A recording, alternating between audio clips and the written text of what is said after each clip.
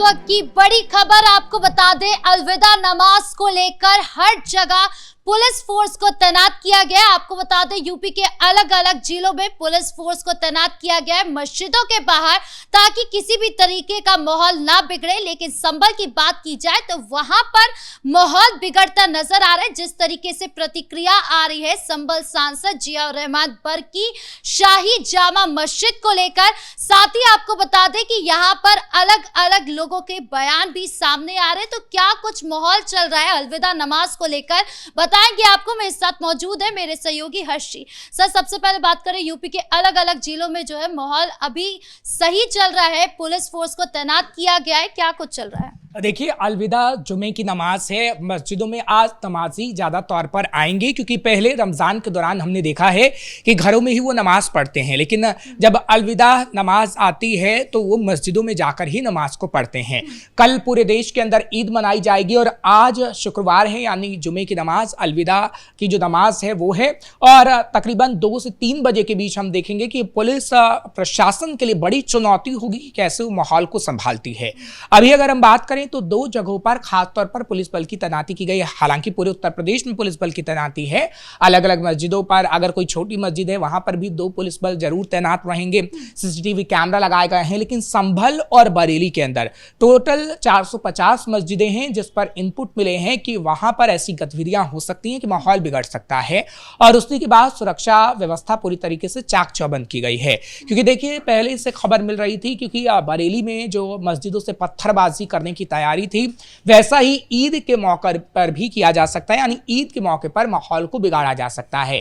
क्योंकि देखिए, अभी अगर हम बात करें दिल्ली से लेकर उत्तर प्रदेश तक से, क्योंकि देखिए दिल्ली में तरुण वाला मामला सामने आया तो वहां पर हिंदू बौखलाए हुए हैं। और जो काशी के अंदर हमने देखा है कि किस तरीके से इफ्तार पार्टी की गई है, उसको लेकर भी हिंदू संगठन सड़कों पर आए हुए हैं। तो कोई माहौल बिगड़े ना, इसलिए पुलिस प्रशासन पूरी तरीके से तैयारी में है। क्योंकि हिंदू संगठनों ने कहीं ना कहीं ऐलान किया है दिल्ली से लेकर उत्तर प्रदेश तक कि ईद के मौके पर वो होली मनाएंगे। और अगर ईद के मौके पर हम देख रहे हैं कि ईद का मौका होगा और वो होली मनाते नजर आएंगे, तो कहीं ना कहीं कोई रंजिश ऐसी ना हो जो तस्वीर सामने आए वो खराब आए और योगी प्रशासन पर सवाल उठे। इसलिए पुलिस पूरी तरीके से तैनात है। और अगर हम बात करें खासतौर पर संभल और बरेली की, तो तकरीबन जो 450 मस्जिद हैं, एक मस्जिद पर 4 पुलिसकर्मी की तैनाती तो है ही है, बरेली में भी और संभल के अंदर भी। लेकिन संभल में खासतौर पर शाही जामा मस्जिद के आसपास 10,000 पुलिसकर्मियों को, यानी पूरे संभल की बात करें तो 10,000 पुलिसकर्मियों को तैनात किया गया है।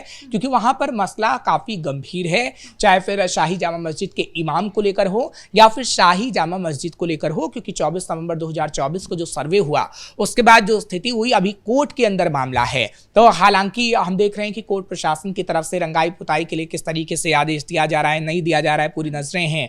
और किस तरीके से पुलिस बल संभाल रही है सिचुएशन को। और वहां पर अगर कोई नमाजी जा रहा है तो कड़ी नजरें रखी जा रही हैं। और अगर मस्जिद फुल हो जाती है तो पुलिस प्रशासन अपील कर देती है कि नहीं, आप अब और संख्या में ज्यादा नहीं आ सकते, तो नमाजियों को घर भेज दिया जाता है। बिल्कुल सर, अगर दर्शकों को ये वीडियो दिखा दे कि एक तरफ देखिए किस तरीके के विजुअल्स यूपी के अलग अलग जिलों से आ रही है, जहां पर नमाज पढ़ने के लिए कोर्ट ने कहा है कि सिर्फ निर्धारित स्थलों पर ही नमाज पढ़ी जाएगी, और ऐसे विजुअल्स हर जगह से आ रहे हैं। और दूसरी तरफ पुलिस फोर्स जो है वो चप्पे चप्पे पर तैनात नजर आ रही है। लेकिन सर, सवाल है कि जियाउर रहमान बर्क जिस तरीके से प्रतिक्रिया दे रहे हैं, कह रहे हैं कि सड़कों पर भी नमाज अगर जरूरत पड़ी तो हम पढ़ेंगे, तो उसको लेकर अब बवाल काफी ज्यादा हो गया। देखिए, जियाउर रहमान बर्क ने तो इतना ही कहा, लेकिन सबसे ज्यादा जहरीला बयान अबू आजमी का आया, जो महाराष्ट्र से आया। और उनकी तरफ से कहा गया कि हम सड़कों पर नमाज पढ़ेंगे, मुसलमान सड़कों पर नमाज पढ़ेगा, अगर किसी में हिम्मत है तो रोक कर दिखाए। हालांकि ये बात उन्होंने महाराष्ट्र के संदर्भ में कही थी, लेकिन अगर वो समाजवादी पार्टी के नेता हैं तो ये उत्तर प्रदेश के संदर्भ में भी आता है।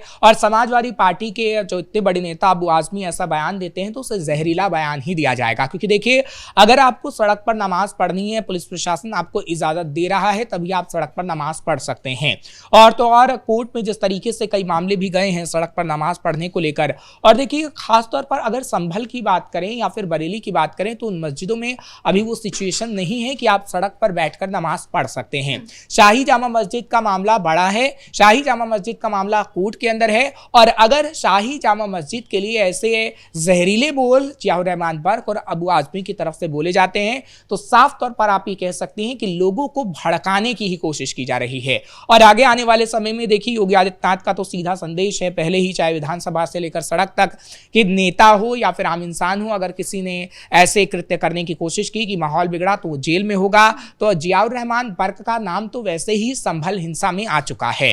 फिलहाल जो पुलिस की चार्जशीट थी उसमें हमने देखा पहले नाम डाला गया था, बाद में नहीं था, लेकिन उनका जो नाम आया क्योंकि जो व्हाट्सएप चैट वायरल हुई थी सोशल मीडिया पर भी और जो पुलिस ने दी थी उन व्हाट्सएप चैट में देखा गया था कि कैसे जियाउर रहमान बर्क इसमें सम्मिलित थे। और तो और बरेली के अंदर भी आपने देखा कि समाजवादी पार्टी के 3 बड़े नेता उन्होंने ही भड़काने की कोशिश की थी, सोशल मीडिया पे पोस्ट डाला कि कल वहां पर प्रदर्शन हो रहा है, आप सब इकट्ठा होइएगा। हालांकि मौलाना तौकीर रज़ ने कहा था कि हम प्रदर्शन नहीं कर रहे, लेकिन बावजूद उसके वो प्रदर्शन कर रहा था और समाजवादी पार्टी ने उन 3 नेताओं को पार्टी से निष्कासित भी किया था।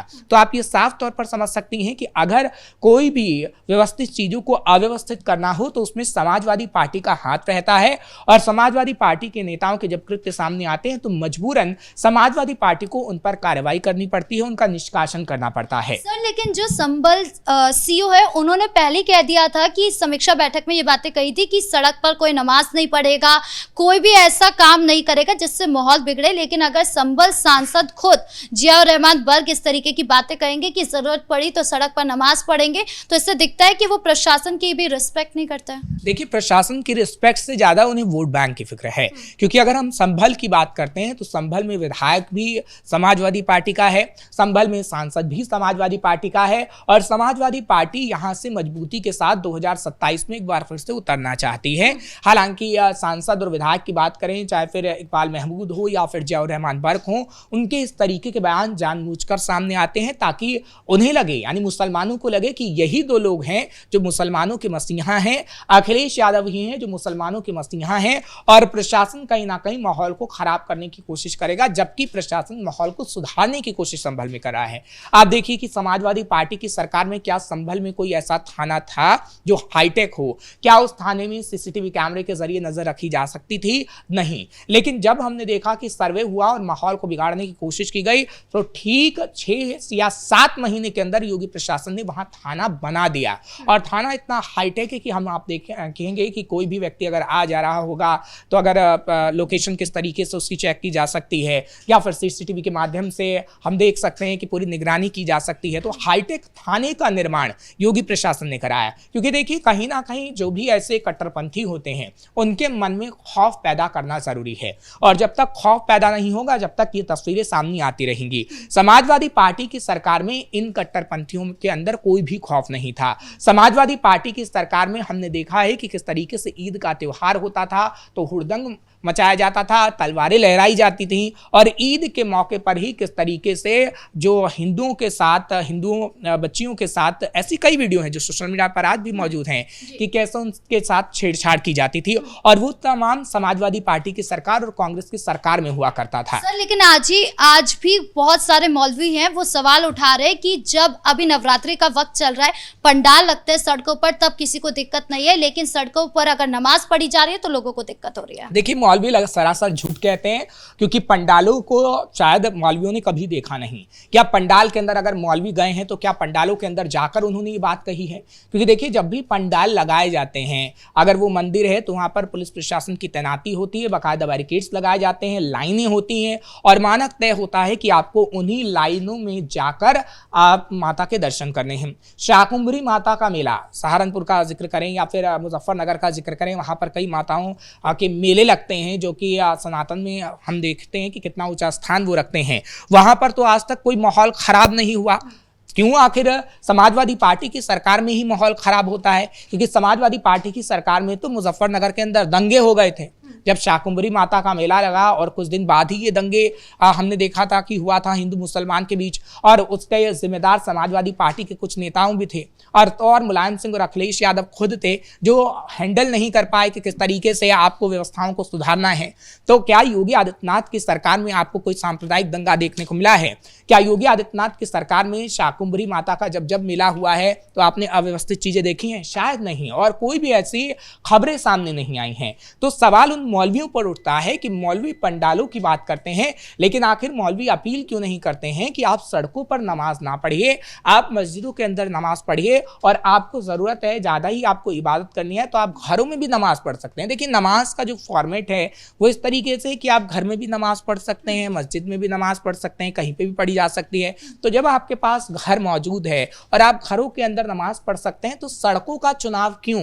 सड़कों का चुनाव आप इसलिए कर रहे हैं कि दंगा भड़काया जा सके। और देखिए, आम इंसान ऐसा नहीं है, आम मुसलमान ऐसा नहीं है, ये मुल्ला मौलवी और समाजवादी पार्टी के सांसद जैसे लोग ही भड़काने की कोशिश करते हैं लोगों को, और उसके बाद ये सड़कों पर पहुंचते हैं। जी, इस मुद्दे पर ज्यादा जानकारियों के लिए आपका बहुत बहुत धन्यवाद। तो कुल मिलाकर एक तरफ जिस तरीके से शांतिपूर्ण तरीके से पुलिस प्रशासन तैयारी करिए, सुनिश्चित करिए कि किसी भी तरीके का माहौल ना बिगड़े, तो वहीं दूसरी तरफ जिस तरीके से मौलवियों और सांसद के बयान सामने आ रहे हैं उससे ये अंदाजा लगाया जा रहा है कि माहौल को बिगाड़ने की कोशिश हो रही है। हालांकि पुलिस प्रशासन पूरी तरीके से सतर्क है कि कोई भी ऐसा माहौल ना बिगाड़ सके।